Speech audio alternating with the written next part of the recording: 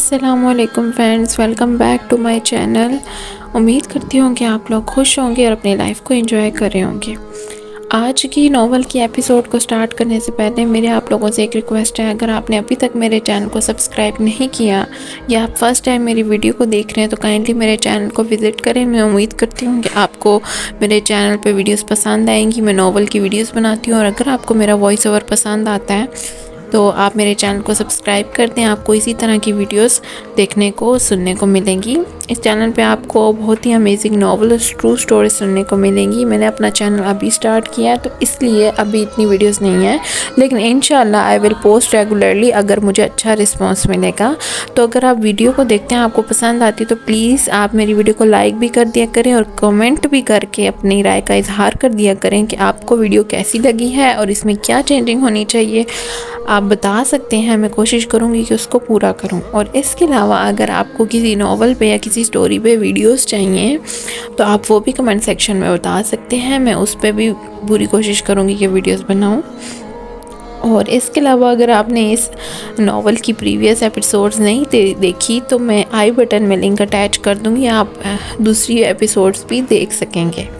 تو چلیں آج کے ایپیسوڈ کو سٹارٹ کرتے ہیں۔ ایپیسوڈ نمبر 13 اور ناول ہے ٹاکسک لور بائی امیر حمزہ۔ اچھا، میں نے ایک اور بات کرنی تھی کہ اکثر بیک گراؤنڈ پہ کوئی نوائز ہوتی ہے یا آوازیں آ رہی ہوتی ہیں، میری تو پوری کوشش ہوتی ہے کہ ایسا کچھ نہ ہو، کیونکہ ایسے ناول پہ فوکس نہیں ہوتا اور مزہ نہیں آتا۔ لیکن اکثر ایسا ہو جاتا ہے کہ آپ کے پڑوسی کی آواز اتنی اونچی ہو جاتی ہے، آپ کے گھر میں شور ہوتا ہے یا کچھ بھی اکثر آ جاتا ہے۔ میری تو کوشش یہ ہوتی ہے کہ ایسا نہ ہو، لیکن اگر ایسا ہو تو اس کے لیے میں معذرت خواہ ہوں، اس کو آپ اگنور کریے گا۔ لیکن اور اس کے علاوہ ایک اور بات کہ میں بیک گراؤنڈ پہ میوزک اسی لیے لگاتی ہوں، لیکن ایک کمنٹ مجھے آیا تھا کہ آپ بیک گراؤنڈ پہ میوزک مت لگایا کریں، فوکس نہیں ہو سکتا، لیکن مجھے اچھا لگتا ہے، اس لیے میں آپ سے کہوں گی کہ آپ کمنٹ میں بتائیں کہ اگر آپ کو اچھا لگتا ہے کہ میں بیک گراؤنڈ میں میوزک لگاؤں یا نہیں۔ مجھے آپ کی رائے چاہیے، کیونکہ اس کا مقصد یہ ہوتا ہے کہ ذرا ناول میں مزہ آتا ہے سننے میں، اور بیک گراؤنڈ میں اگر کوئی ایسی وائس پہ ہوتی ہے نا تو وہ بھی ریموو ہو جاتی ہے۔ تو آپ ضرور مجھے بتائیں مجھے ایسا کرنا چاہیے یا نہیں، کیونکہ میں نے اپنی پریویس ویڈیوز پہ بیک گراؤنڈ میں میوزک لگانا چھوڑ دیا ہے۔ تو اگر آپ مجھے کمنٹ میں بتائیں گے، کہیں گے تو میں ضرور لگاؤں گی، اگر آپ کو ویسے نہیں پسند تو پھر میں نہیں لگاؤں گی۔ تو چلیں، بہت باتیں ہوگی، اب ناول کے ایپیسوڈ کو سٹارٹ کرتے ہیں۔ وہ کچھ دیر اور بھی بولتی رہیں اور ارمان اور اس کی فیملی کا بتاتی رہیں۔ امی ان کی ساری باتیں تحمل سے سنے، پھر بولی، اچھا تم دیکھ لو، تنویر کو کہنا اچھے سے چھان بین کر لے پہلے۔ تم دونوں جو سوچ رہے ہو ایسا کچھ ہو ہی نہ۔ نہیں ایسا ہی ہے، میں جانتی ہوں، انہوں نے فخری انداز میں کہا تو امی نے سر چٹکا۔ ہاں تم تو بنگالی باجی ہونا جو دلوں کا حال جان جاتی ہے۔ آپ ہی میمونہ ان کی بات پہ ہنس دی۔ وہ دوبارہ سے ارمان اور اس کے خاندان کے متعلق بتانے لگی تھی۔ امی خاموشی سے سن رہی تھی۔ اب اگر عائشہ اپنوں میں نہیں کروانا چاہتی تو میں اس پہ زبردستی نہیں کروں گی، امی نے فون بند کرتے ہوئے سوچا تھا، اور ارمان کے متعلق سن کر ان کے تخیل میں ارمان کا جو تصور آ رہا تھا وہ انہیں بہت اچھا لگا تھا۔ وہ کمرے کی بالکنی میں کھڑی تھی، ہاتھ میں موبائل لے کر وہ منتشر دل سے شہیر کو سوچ رہی تھی۔ آسمان ویسے ہی بادلوں سے گھٹا ہوا تھا، چاند کبھی نکلتا تو کبھی انہی میں کھو جاتا، دور دور بجلیاں بھی چمک رہی تھی۔ پورے دن سے شہیر کا کوئی میسج نہیں آیا تھا۔ وہ کچھ دیر اور انتظار کرتی رہی، پھر عائشہ اپنی حالت پہ جھنجھلا گئی۔ اب میں کیا کروں، وہ نہیں کر رہے میسج یا کال تو۔ اس نے جیسے بے چین دل کو ڈانٹا تھا، اور دل بیچارہ اداسی سے بیٹھ گیا، دھڑکنیں سے سست پڑ گئیں۔ عائشہ نے دل کا خیال کرتے میسج ٹائپ کیا، گڈ نائٹ۔ یہ وہ گڈ نائٹ تھا جو ہم اکثر بات شروع کرنے اور ناراضی جتانے کی غرض سے بھیجتے تھے۔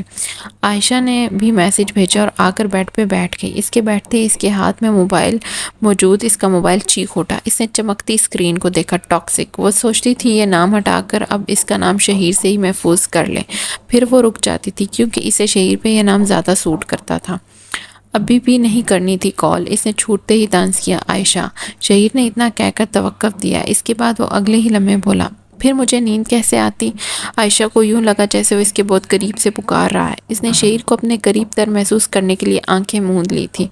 اب جیسے شہیر بالکل اس کے کان کے پاس جھکا سرگوشی میں بول رہا ہے، آ جاتی ہے آپ کو نیند بھی؟ اس نے اپنا انداز نہ بدلا۔ شہیر دوسری جانب دھیرے سے مسکرایا، تم مجھے یاد کر رہی تھی؟ عائشہ نے جھوٹ نہ بولا، آہستگی سے اقرار کر لیا، جی کر رہی تھی۔ چلو پھر بالکونی میں آؤ، میں دیکھنا چاہتا ہوں تمہیں۔ عائشہ کو کرنٹ لگا۔ کیا؟ وہ بے ساختہ سیدھی ہوئی۔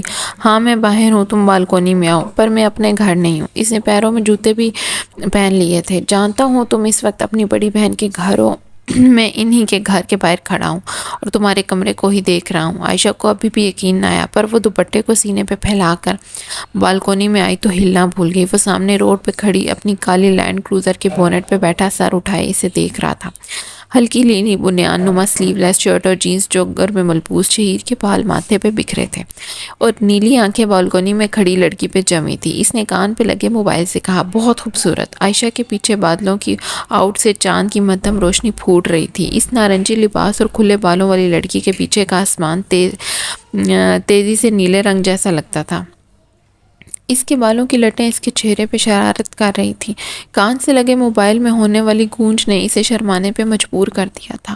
آپ یہاں کیسے؟ اس کی بات ابھی مکمل بھی نہ ہوئی تھی کہ نیلی آنکھوں میں ناراضی سے سر اٹھا لیا۔ تم مجھے بتائے بغیر یہاں کیوں آئی؟ عائشہ اس کے سوال پہ چونکی۔ اس نے گاڑی پہ بیٹھے لڑکے کے تاثر پڑھنے چاہے جس کے دائیں جانب دستگیر اور بائیں جانب ریاض کھڑے تھے۔ میں اپنی آپی کے گھر آئی ہوں۔ جانتا ہوں، پر مجھے کیوں نہیں بتایا؟ اس کا لہجہ سنجیدہ ہو گیا تھا۔ عائشہ کو سمجھ نہ آئی وہ کیا جواب دے۔ میں نے تمہیں کہا ہوا ہے کہ تم کہیں بھی جاؤ گی تو مجھے بتا کر جاؤ گی، نایاب والے واقعے کو مد نظر رکھتے ہوئے اس نے کہا۔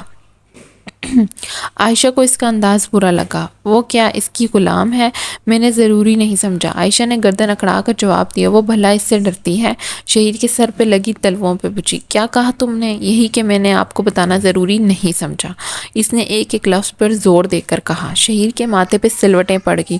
تم مجھے اس طرح سے بات مت کیا کرو، میرا ضبط نہ آزمایا کرو، مجھے کسی اور کا اتنا غصہ پسند نہیں۔ یہ شخص پل پل بدلتا تھا۔ عائشہ نے اسے ملال بھری نظروں سے دیکھا۔ اور مجھے آپ اچھے نہیں لگتے، چلے جائیں یہاں سے۔ اس نے ٹھک سے کال کاٹی اور اندر چلی گئی۔ شہیر کا ناک پھول گیا۔ اس نے گاڑی کی بونٹ پہ مکہ مارا۔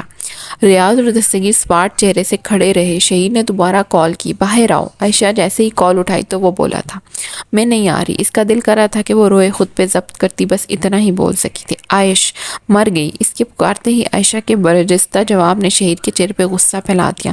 تم چاہتی ہو کہ میں اندر آ جاؤں اور تم سے روبرو ملاقات کروں، پھر وہی دھمکیاں، آپ آ جائیں اندر، میں چھت سے کود کر خودکشی کر لوں گی، وہ بھی اپنے نام کی ایک ہی تھی۔ اس نے رندے گلے سے کہا، آنکھوں میں نمی در آئی تھی جو شہیر محسوس کر گیا تھا۔ اس نے گہرا سانس لے کر غصے پہ قابو کیا اور لہجے کو نرم کرنے کی کوشش کرتے ہوئے بولا، اچھا باہر آؤ، میں نہیں آ رہا اندر۔ عائشہ نہ ہلی، بیڈ پہ ہی بیٹھی رہی۔ میں نہیں آ رہی۔ اس کی آواز اور رند گئی۔ عائش، وہ بس خود پہ قابو کر رہا تھا، ورنہ اس کا دل تھا کہ وہ اب اندر چلا ہی جائے۔ عائشہ نے کوئی جواب نہ دیا۔ اچھا تم میری جان ہو نا، میرا ٹیڈی بیئر، چلو باہر آؤ۔ شاباش، اب نہیں کرتا غصہ۔ عائشہ کی ہارٹ نے بیٹ مس کی، وہ رونا دھونا سب بھول گئی اور ایک خوبصورت سے احساس نے اندر ہی اندر اسے گدگدایا تو وہ آہستگی سے بیڈ سے اٹھی اور باہر بالکونی میں آ گئی۔ بات بات پہ رونے مت لگ جایا کرو۔ عائشہ کے باہر آتے ہی اس نے اسے دیکھ کر کہا۔ وہ اس کی آواز سے ہی اندازہ کر چکا تھا کہ وہ رونے لگ گئی تھی۔ آپ بلا وجہ غصہ کرتے ہیں۔ عائشہ نے اپنے ناراضی کی وجہ بتا دی تو وہ لہجے کو نرم کرتے ہوئے بولا، میں تم سے بہت محبت کرتا ہوں، میں چاہتا ہوں کہ تم مجھ سے اپنی ایک ایک بات شیئر کرو۔ وہ بونٹ سے اترا اور بالکونی کے اور قریب آ گیا۔ تم اب خود کو میری امانت سمجھا کرو جس میں میں خیانت کبھی برداشت نہیں کروں گا۔ تم نے مجھے دھوکہ دیا تو میں پوری دنیا کو جلا دوں گا، یاد رکھنا۔ میں پھر یہ نہیں دیکھوں گا کہ کس کا کتنا نقصان ہو رہا ہے۔ اس وقت میں بس تمہیں اپنے پاس واپس لاؤں گا، پھر مجھے چاہے کچھ بھی کرنا پڑے، کیونکہ میں نے بہت کچھ کھویا ہے، اب تمہیں نہیں کھونا چاہتا۔ اس کا لہجہ اتنا سرد ہو گیا تھا کہ عائشہ کا خون اس کی نسوں میں جمنے لگا۔ اس کی آنکھوں کے سامنے وہی خواب کا منظر لہرانے لگا۔ وہ کچھ بھی نہ کہہ سکی اور شہیر نے بھی جو اس کے بعد بولا اس نے وہ نہیں سنا۔ بس عائشہ نے اس کی گاڑی کو دور اندھیروں میں گم ہوتے ہوئے دیکھا تھا۔ وہ چلا گیا تھا اور اب عائشہ پہ جیسے رات کا اندھیرا اور اوس کی مانند گرنے لگا تھا۔ میں نے غلطی تو نہیں کر لی آپ سے شہیر کی محبت چھپا کر؟ وہ سوچنے پہ مجبور ہوئی تھی۔ پر اب تو تیر کمان سے نکل چکا تھا اور اب یہ کتنی زندگیاں گھائل کرتا ہے دیکھتے ہیں۔ امریکہ پہ رات پہلی دکھائی دیتی تھی. زویا کی گاڑی سڑک پہ دوڑ رہی تھی. آسمان پہ بکھرے سرد بادل اسے تک رہے تھے اور وہ سامنے زرد روشن میں نہائی سڑک کو دیکھ رہی تھی. گاڑی کی سپیڈ نارمل تھی. تبھی اس کی گاڑی کے آگے ایک دوسری گاڑی آ گئی. زویا نے گاڑی کی سائیڈ بدل کر قریب سے نکالنی چاہی پر وہ گاڑی پھر سے آگے آ گئی. زویا نے ہارن دیا. آگے موجود گاڑی کی سپیڈ یکدم آہستہ ہوئی. اگر زویا بریک نہ لگاتی تو اس کی گاڑی اگلی گاڑی سے ٹکرا جاتی. اس حرکت میں زویا کے ماتھے پہ بل پڑے تھے. وہ سیٹ بیلٹ کھولنے ہی لگی تھی کہ اگلی گاڑی زن سے آگے بڑھ گئی. بلڈی سکھ. اس نے سر جھٹکا اور گاڑی پھر سے چلا لی. وہ اب گھر کو جاتی سڑک پہ تھی. دونوں جانب بنگلے بنے تھے جن کی روشنیاں بجھی تھی. یوں لگتا تھا جیسے اس علاقے میں بجلی نہیں ہے.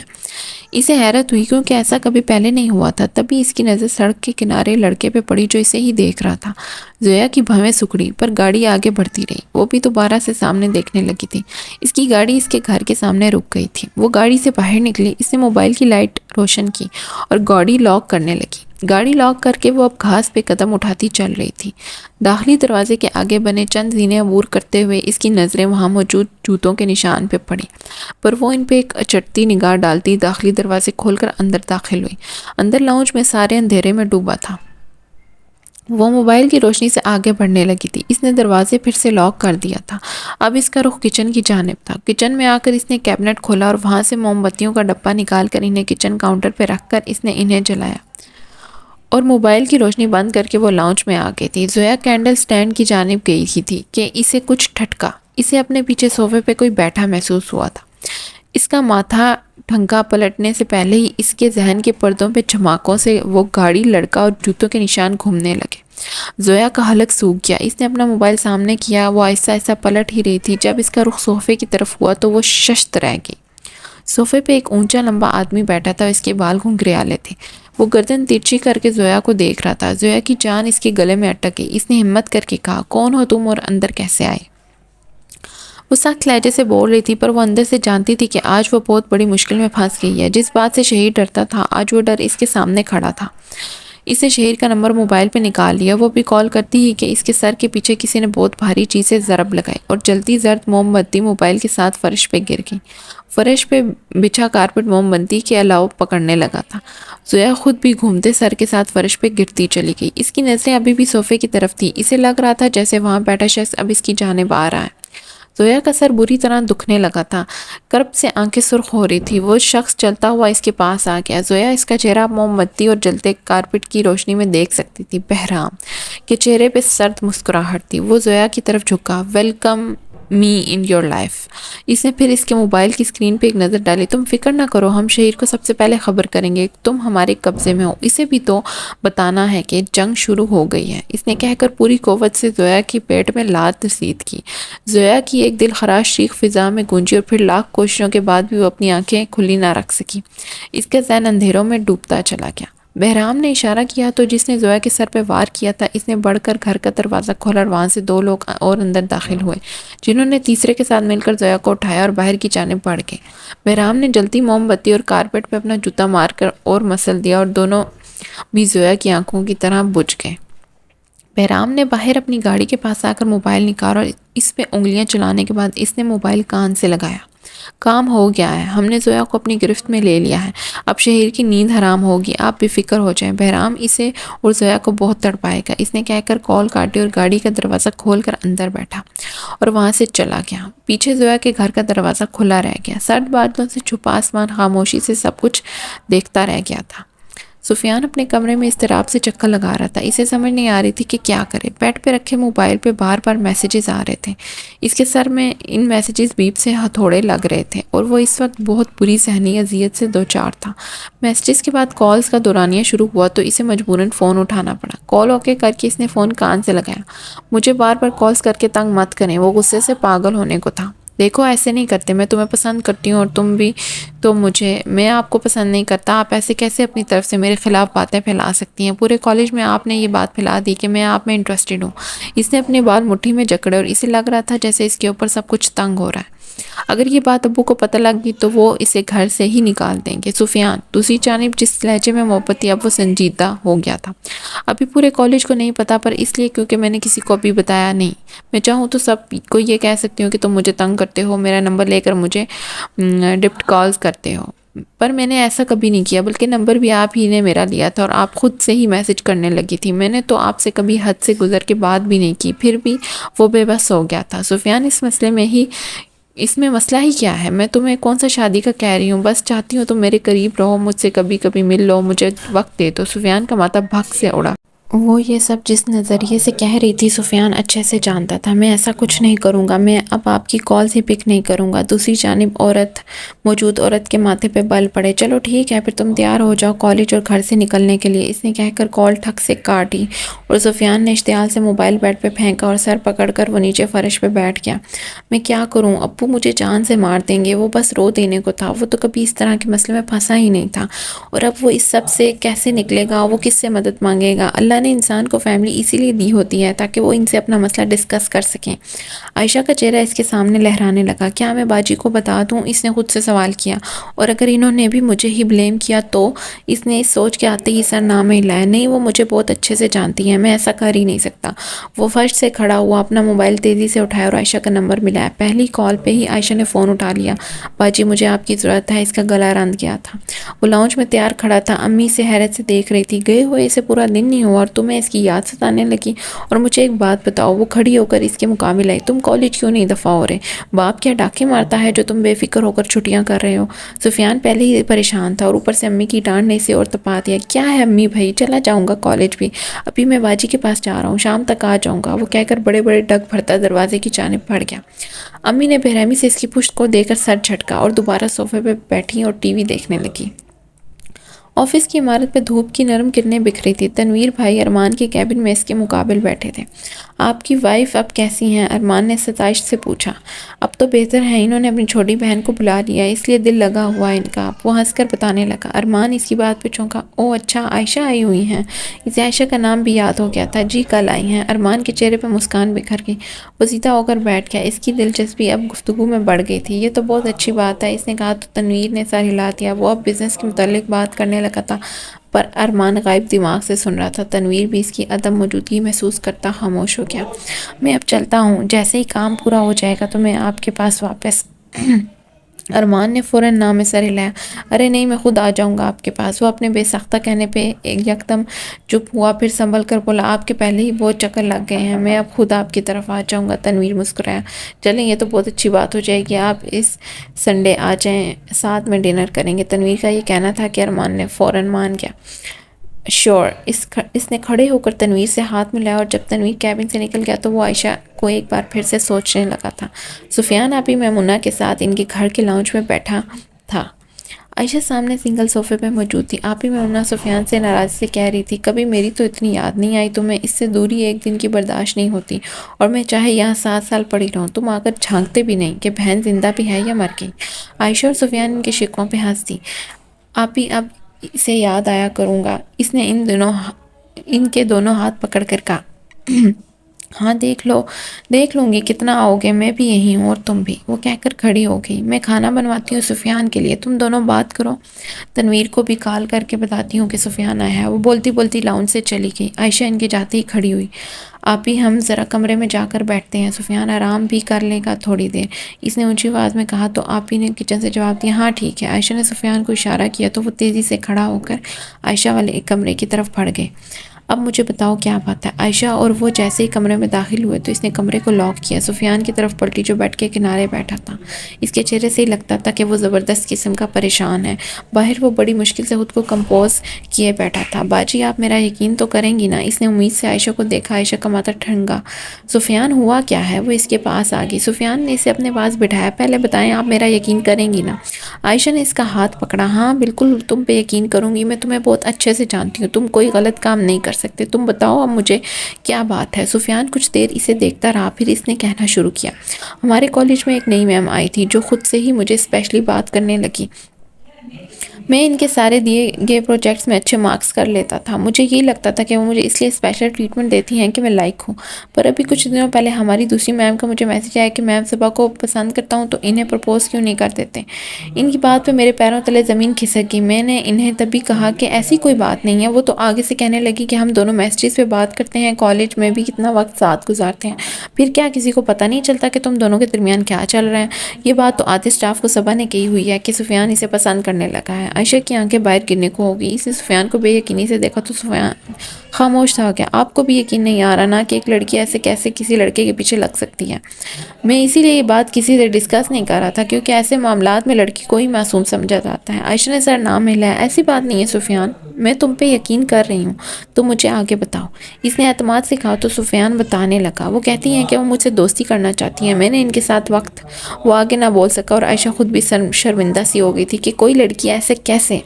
پر وہ جانتی تھی کہ آج کل مرد بھی ہراس ہو رہے ہیں, بلکہ آج کل لڑکی سے زیادہ کم عمر لڑکے ہراس ہو رہے ہیں. کیونکہ سفیان صحیح کہہ رہا ہے, ایسے معاملات میں لڑکی کو ہی معصوم تصور کیا جاتا ہے. لوگ سیدھا کہتے ہیں کہ لڑکی پاگل ہے جو تمہارے پیچھے آئے گی, تم نے ہی اسے تنگ کیا ہوگا. عائشہ اس چیز کو اچھے سے جانتی تھی. یونی میں آئے دن ایسے ہی واقعات دیکھنے اور سننے کو ملتے تھے. پہلے لڑکیاں لڑکوں سے دوستی کرتی تھی, اپنے ہاسٹل تک کا راستہ دکھاتی تھی, ان سے تنہائی میں ملتی تھی, پھر روتی پھرتی تھی کہ ان کے ساتھ دھوکا ہو گیا. اس طرح وہ اپنے بھی فیوچر خراب کرتی اور لڑکے کا بھی.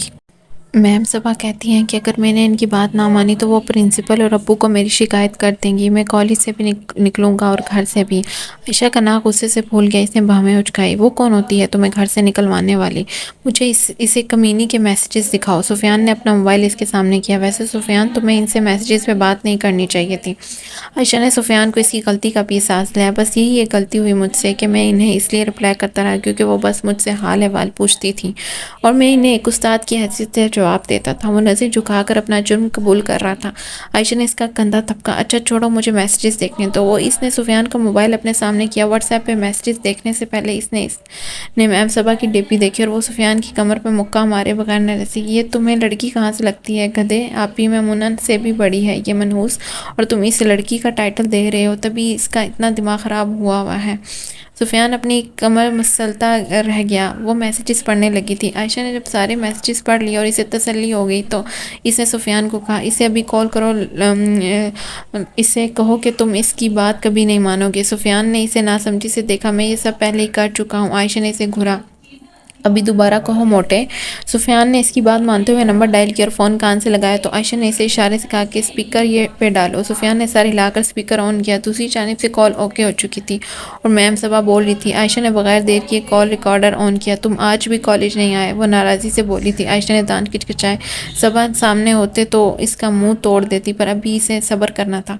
اس نے سفیان کو اشارہ کیا کہ جو دل میں آئے کہہ دے. آپ منحوس ہیں. اسے ابھی عائشہ والے الفاظ ہی یاد تھے تو وہی کہہ دیے. عائشہ نے ہاتھ سے اشارہ کیا, یعنی اور کہو. دوسری جانب موجود صبا کو جھٹکا لگا. یہ کیا؟ وہ ابھی اتنا ہی بولی تھی کہ سفیان بیٹھ سے کھڑا ہو گیا. آپ بے شرم ہیں. اور اس نے عائشہ کو دیکھا. عائشہ نے کہا کمینی کہو. کمینی ہے اور میں آپ کی بات نہیں مانوں گا. عائشہ نے اسے تمسس سے آپ دکھائے, یعنی ٹھیک جا رہے ہو. تمہارا دماغ خراب ہو گیا ہے کیا؟ کیسے بات کرے اسی طرح جس طرح آپ جیسے لوگوں سے بات کرنی چاہیے. آپ نے کیا سوچا تھا کہ آپ مجھے دھمکائیں گی اور میں مان جاؤں گا؟ نہیں, آپ سے دوستی کبھی نہیں کروں گا. آپ کو شرم آنی چاہیے. آپ مجھے میرے استاد ہو کر الٹے کاموں پہ لگا رہی ہیں, اکسا رہی ہیں. میں ایسا کچھ بھی نہیں کروں گا. نہ آپ سے ملوں گا اور نہ دوستی کروں گا. دوسری جانب موجود میم صبا کا چہرہ خفت اور بےعزتی سے سرخ ہو گیا. تمہاری بہت زبان چل رہی. ٹھیک ہے, تم دیکھو اب میں کیا کرتی ہوں. تمہیں کالج میں سے بھی نکلواؤں گی اور گھر سے بھی.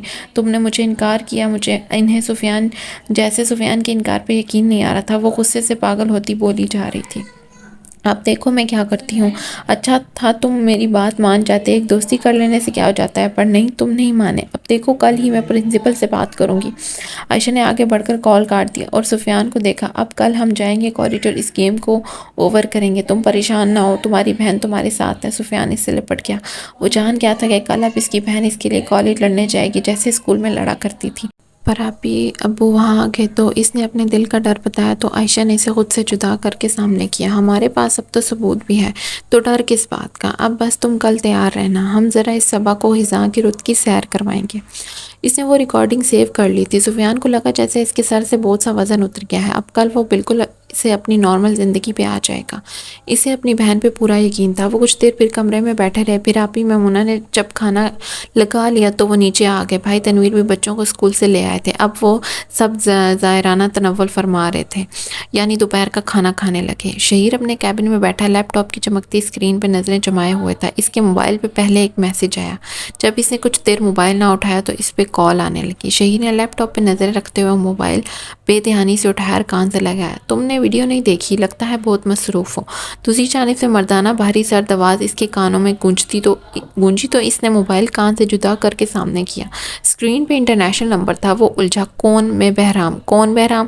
جس کے پاس اس وقت تمہاری کزن قید ہے۔ شہیر پہ بجلی گری۔ اس نے شاکڈ لہجے سے کہا، کیا؟ ہاں، تمہاری کزن زویا میرے قبضے میں ہے، بچا سکو تو بچا لو، بس اتنا بتا رہا ہوں کہ میں امریکہ میں ہی ہوں۔ اب آگے مجھے ڈھونڈنا اور اپنی کزن کو بچانا تمہارا کام ہے۔ ویڈیو تمہیں بھیج دی ہے، دیکھ لو، اس کی حالت بہت خراب ہے۔ بہرام نے کہہ کر کال کاٹ دی۔ شہیر نے تیزی سے موبائل اسکرین سامنے کی اور وہ ہلنا تک بھول گیا۔ زویا نیم بے ہوش کرسی پہ رسیوں سے جکڑی بیٹھی تھی۔ اس کے ہونٹ کے کنارے سے خون نکل رہا تھا اور بال بکھرے الجھے سے تھے۔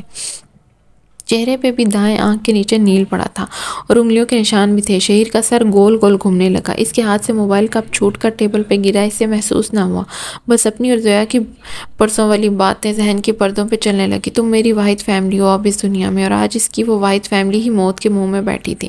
شہیر فوراً اپنی جگہ سے کھڑا ہوا۔ وہ جانتا تھا یہ سب کس نے کیا ہے۔ اس کی آنکھوں میں شعلے چلنے لگے۔ وہ آج ارمان کو ختم کر دے گا۔ اگر زویا کو کچھ بھی ہوا تو اس نے اپنا موبائل اٹھایا اور کرسی کی پشت سے کوٹ اتار کر تیزی سے کیبن سے نکلا۔ دستگیر روشنیوں سے نہائے کیفے کے باہر کھڑی گاڑی سے پشت لگائے کھڑا تھا۔ کالے پینٹ کوٹ والے کی آنکھیں اداس تھی۔ رات کا اندھیرا اس کے چہرے پہ بھی موجود تھا۔ تبھی کیفے کا دروازہ کھلا اور وہاں سے جیا اپنی کسی دوست کے ساتھ باہر آئی۔ وہ اس سے باتیں کرنے میں مصروف تھی، پر کسی کی نظروں کی تپش سے ٹھٹک کر رکی، اور جب اس نے اپنے سامنے دیکھا تو وہیں تھم گئی۔ دستگیر کی نظریں اسے وحشت میں مبتلا کر رہی تھی۔ اسے لگا تھا کہ دستگیر اس کی جانب آئے گا، پر ایسا نہ ہوا۔ وہ اسے کچھ دیر ویسے ہی گاڑی کی پشت سے ٹکائے شانتی سے دیکھتا رہا، پھر بغیر کچھ کہے اس نے گاڑی کا دروازہ کھولا اور وہاں سے چلا گیا۔ جیا اس کے جانے کے بعد بھی کچھ دیر وہیں کھڑی رہی۔ اس کی دوست اس سے کچھ آگے بڑھ گئی تھی، پر وہ وہیں رکی ہوئی تھی۔ دستگیر کا خاموشی سے جانا اسے بے چین کر گیا تھا۔ سمجھی تھی کہ دستگیر اس کے پاس آئے گا، اس سے معافی مانگے گا اور اسے اپنی محبت کا پھر سے یقین دلائے گا، پر ایسا تو کچھ بھی نہ ہوا۔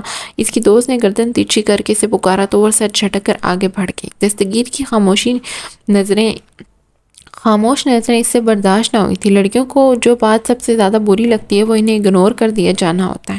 وہ سب برداشت کر لیتی ہیں، پر کوئی جو ان سے محبت کا دعویٰ کرتا ہو وہ انہیں اگنور کرے تو انہیں یہ بات بہت بری لگتی ہے، اور دستگیر بھی اسے اب خاموشی کی مار مارنا شروع کر چکا تھا۔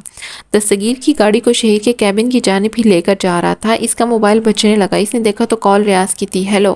اس نے ایک ہاتھ سے اسٹیئرنگ پکڑ کر دوسرے سے موبائل کان پہ لگایا۔ باس اس وقت بہت غصے میں آفس سے نکلے ہیں، ان کے ہاتھ میں گن بھی تھی اور وہ ارمان صاحب کے گھر کی جانب جا رہے ہیں۔ میں ان کے پیچھے ہی ہوں، آپ بھی آ جائیں، مجھے کچھ ٹھیک نہیں لگ رہا۔ دستگیر نے بے ساختہ بریک لگائی۔ کیا باس؟ ہاں، باس بہت غصے میں ہے۔ ریاض کے دوبارہ کہنے پہ اس نے گاڑی پھر سے چلائی۔ اب کی بار سپیڈ تیز تھی اور وہ ارمان کے گھر کی طرف گاڑی موڑ چکا تھا۔ تم دھیان رکھنا کچھ غلط نہ ہو، میں آ رہا ہوں، اس نے کہہ کر کال کاٹی اور موبائل ڈیش بورڈ پہ رکھ دیا۔ رات سڑک پہ قطرہ قطرہ سیاہیاں گرا رہی تھی۔ دستگیر بری طرح سے پریشان ہو گیا تھا۔ اسے شہیر کے غصے کا خوب اندازہ تھا۔ ارمان ملک کے بنگلے پہ رات اندھیرے کیے کھڑی تھی۔ آسمان پہ بادلوں کا راج تھا، تارے اور چاند آج کل کم ہی نکلتے تھے۔ ایسے میں لان میں سفید خاموش روشنیاں بکھری تھی۔ گارڈ بھی چونکنا کھڑے تھے۔ اندر لاؤنج میں اس وقت ہمیشہ جیسے نیم اندھیرا اور پوری صلاحیت تھی۔ ارمان ماں کے ساتھ لاؤنج میں بیٹھا تھا۔ کانچ کی میز پہ کافی کے مگ رکھے تھے۔ جیا کہاں ہے؟ ارمان بھی آفس سے آیا تھا۔ ماں نے اس سے کافی کا پوچھا تو وہ انکار نہ کر سکا۔ معلوم نہیں، کہہ رہی تھی جلدی آ جائے گی۔ ماں کے جواب پہ ارمان نے سر کو خم دیا اور دھواں اڑاتی کافی کے مگ اٹھا کر لبوں سے لگایا ہی تھا کہ اسے اپنی گارڈز کی آوازیں آئیں۔ سر، آپ ایسے اندر داخل نہیں ہو سکتے، وہ شہیر کے ہاتھ میں موجود پسٹل کو دیکھ کر کہتے ہی اس کے ساتھ ساتھ چل رہے تھے۔ شہیر کے تاثر ایسے تھے کہ کوئی اسے ہاتھ لگانے کی ہمت نہیں کر رہا تھا۔ وہ پریشان اس وقت ہوئے جب شہیر کے لان عبور کرتے ہی ریاض اور باقی گارڈز جو اس کے ہمراہ تھے اندر داخل ہونے لگے تھے۔ وہ سب شہیر کے پیچھے تھے اور جو ارمان کے گھر کے گارڈز تھے وہ انہیں بھی پکڑ چکے تھے۔ اب وہ بے بسی سے شہیر کو اپنے دائیں بائیں گارڈز کے ساتھ اندر جاتا دیکھ رہے تھے۔ ایک دم سے ہی پورے بنگلے کے گارڈز ملازم پریشان ہو گئے۔ ارمان اور ماں ہونے والے شور پہ کھڑے ہوئے تھے۔ وہ باہر کی جانب دیکھ رہے تھے۔ داخلی دروازے شہیر شعلہ اگلتی نگاہوں سے اندر داخل ہوا اور بغیر وقت ضائع کرتے اس نے ارمان کو صوفے پہ دھکیل کر اس کے ماتھے پہ پسٹل رکھا۔ اپنے آدمی کو ابھی فون کرو اور اسے کہو کہ زویا کو چھوڑ دیں۔ ماں اس کی بات پہ سہم گئی تھی۔ انہوں نے ارمان کو خوف بھری نظروں سے دیکھا۔ انہیں لگا کہ وہ پکڑی گئیں، لیکن ارمان شہیر کی بات اور انداز پہ الجھ گیا تھا۔ یہ کیا طریقہ ہے شہیر؟ وہ ڈانٹنے والے انداز سے بولا تھا۔ ریاض باہر کھڑا دستگیر کا انتظار کر رہا تھا۔ باقی گارڈز بندوقیں تانے ارمان کے گھر کے گارڈز کو ہلنے بھی نہیں دے رہے تھے۔ شہیر نے ارمان کو ضبط سے دیکھا۔ اس نے غصے پہ قابو رکھنے کی کوشش کرتے ہوئے گردن کو ہلکا سا ترچھا کیا۔ یہ میری بات کا جواب نہیں ہے۔ وہ ارمان کی جانب جھک کر اس کی آنکھوں میں آنکھیں ڈال کر کہنے لگا، میں نے کہا ہے تم ابھی اپنے آدمی کو کال کرو اور اسے کہو کہ وہ زویا کو چھوڑ دے، ورنہ آج تم میرے ہاتھ سے مر جاؤ گے۔ ارمان ابھی بھی اس کی بات نہیں سمجھا تھا، پر شہیر کو لگ رہا تھا کہ وہ اداکاری کر رہا ہے۔ تبھی ماں آگے بڑھی۔ شہیر، وہ چلائی، یہ کیا حرکت ہے؟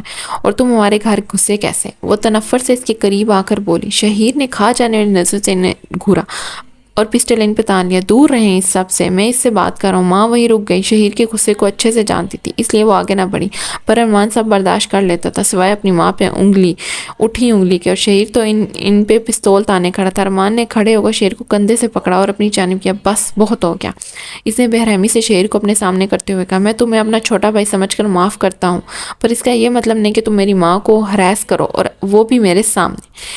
وہ ماں کے سامنے آیا۔ ہم نہیں جانتے کچھ بھی، نہ ہمارے کسی آدمی نے تمہاری کزن زویا کو پکڑا ہوا ہے۔ شہیر کی آنکھوں میں آنکھیں ڈال کر کہہ رہا تھا۔ شہیر کا چہرہ سپاٹ تھا، پر اندر جیسے طوفان چل رہا تھا۔ بار بار اس کی آنکھوں کے سامنے زویا کا زخمی چہرہ آ رہا تھا۔ ارمان اپنی بات جاری رکھے ہوئے تھا۔ ہم تو یہ بھی نہیں جانتے کہ زویا امریکہ میں رہتی کہاں ہے۔ ہمارا تعلق صرف تم سے، اور تم سے بھی ہمارا محبت کا تعلق ہے، سمجھے؟ وہ بہت کم ہی شہیر سے اتنے غصے میں بات کرتا تھا۔ میں یہاں یہ بھاشن سننے نہیں آیا، میں جو پوچھ رہا ہوں مجھے بتاؤ زویا کہاں ہے؟ وہ چلایا تھا۔ ماں نے ارمان کا بازو پکڑا۔ وہ اس کے پیچھے تھی، پر پھر بھی دل پتے کی طرح کانپ رہا تھا۔ تبھی لاؤنج میں دستگیر بھی داخل ہوا اور شہیر کی جانب آیا، پر وہ اس وقت اسے روکنے کی جرأت نہیں کر سکتا تھا۔ شہیر دیکھو، ارمان نے اس کی حالت دیکھتے ہوئے لہجہ نرم رکھا، مجھے بتاؤ کیا ہوا ہے؟ زویا کو ہم مل کر ڈھونڈیں گے، پر میں قسم کھا کر کہتا ہوں میری جان ہمیں نہیں پتا زویا کہاں ہے۔ اس نے شہیر پہ جتنا غصہ کرنا تھا کر لیا تھا۔ اب وہ پھر سے بڑے بھائی کی طرح اسے سمجھانے لگا، مجھے لگتا ہے کہ تم لوگ ایسے نہیں مانو گے۔ شہیر نے پسٹل دوبارہ ارمان کے ماتھے پہ رکھی تو دستگیر آ گیا۔ باس، شہیر نے اسے خونخوار نظر سے دیکھا، پر وہ پیچھے نہ ہوا۔ میری ایک بار بات سن لیں، اس وقت ہم نے میڈم زویا کو ڈھونڈنا ہے، اس سب سے ہم بعد میں نمٹ لیں گے۔ یہ لوگ ایسے نہیں بتائیں گے، آپ جانتے ہیں یہاں صرف وقت ضائع ہوگا۔ ارمان نے ناپسندیدگی سے دستگیر کو دیکھا تھا۔ تم یہ کیا اول فول بک رہے ہو؟ ارمان نے دستگیر کو ٹوکا، پر وہ انسنی کرتا شہیر کو دیکھتا رہا۔ شہیر کے اعصاب ڈھیلے پڑ گئے۔ دستگیر ٹھیک کہہ رہا تھا کہ اس طرح پسٹل رکھنے سے ارمان نے پہلے یہ مان لیا تھا کہ اس کی ممی اور ڈیڈ کا قاتل وہی ہے۔